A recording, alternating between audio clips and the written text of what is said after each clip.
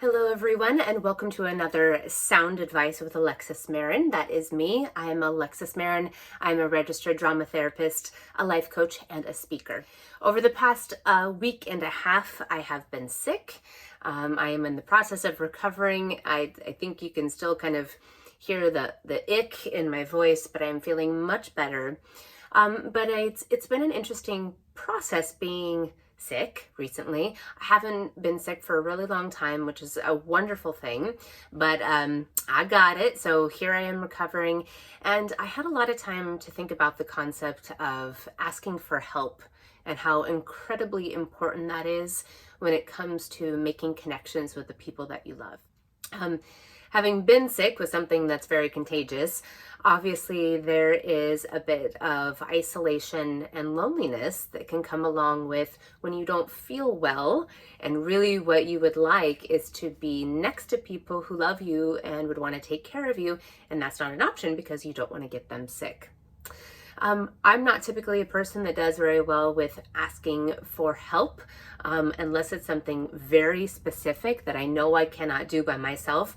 Like when I'm moving, like lifting a couch, I can't do that by myself. I'm going to need some type of assistance. And usually when we think of asking for help, we think of very concrete things that involve some type of action or doing. For example, in sickness, when somebody says, "Is there anything I can do for you? Can I help you in any way?" That typically means, can I bring you some soup, or do you need some medicine? Can I come over and clean the house for you? Again, though, with this sickness, isolation is a part of it, and you don't want to get other people sick. So there's only a limited amount of things that people can actually do for you. And even though I was sick, I was functional and I was able to do most of the things that I needed to do by myself. I could still cook and get up and, talk and do the things I needed. But there was a certain time in the illness over the past week where I was kind of scared. I really wasn't feeling well. I had some certain symptoms that just didn't seem right. And it kind of put me back into this little girl place of needing something, but it wasn't necessarily help.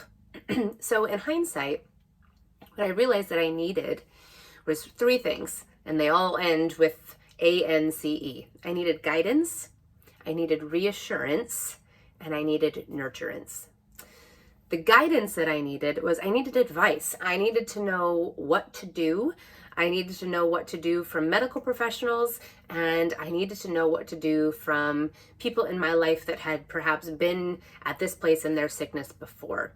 I needed some concrete advice of medicine to take, or therapeutics, or, take a shower, don't take a shower, or go for a walk, don't go for a walk. I needed some type of guidance or advice.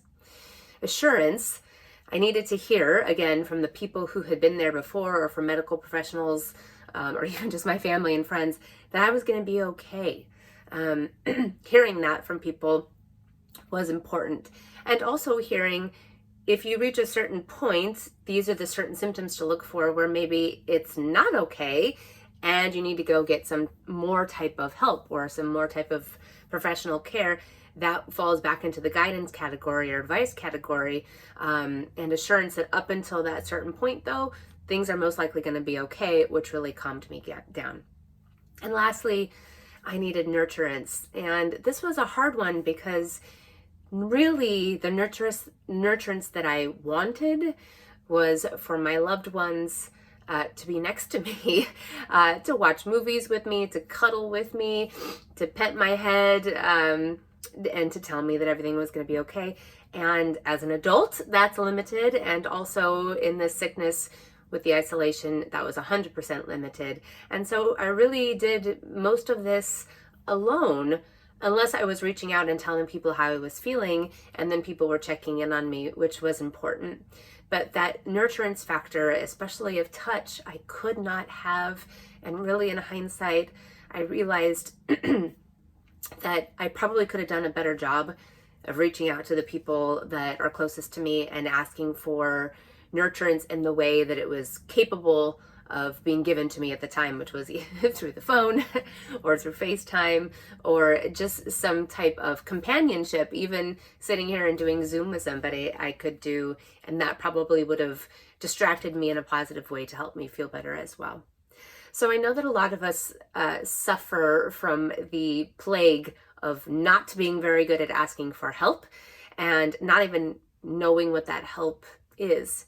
So I encourage you, when you feel like you need something, maybe more specifically, instead of saying to somebody, hey, I need your help, is, you know what I really need? I need some assurance from you, or I need some advice, or it would be really helpful to me if you could provide me with some type of nurturance. And sometimes the nurturance is literally just giving that opportunity for somebody to ask you if there's anything that they can do for you. So those are my thoughts from sick bay over here. I hope that that's helpful to you, the guidance that I'm offering. If you would like more information from me, you can always visit my website, which is www.alexismarin.com. I hope all of you are staying happy, healthy, and well, and I'll talk to you very soon. Take good care. Bye-bye.